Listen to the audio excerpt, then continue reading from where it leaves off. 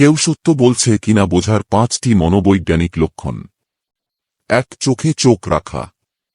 যদি কেউ আপনার সঙ্গে কথা বলার সময় চোখে চোখ রাখে অথবা একেবারেই না তাকায়, তাহলে এটি সত্য বলার একটি ইঙ্গিত হতে পারে।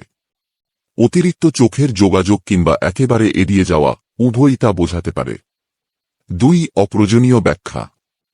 যদি কেউ প্রয়োজনের চেয়ে বেশি ব্যাখ্যা দেয় বা অতিরিক্ত বোঝানোর চেষ্টা করে, তাহলে সেটিও সত্য বলার একটি লক্ষণ হতে পারে।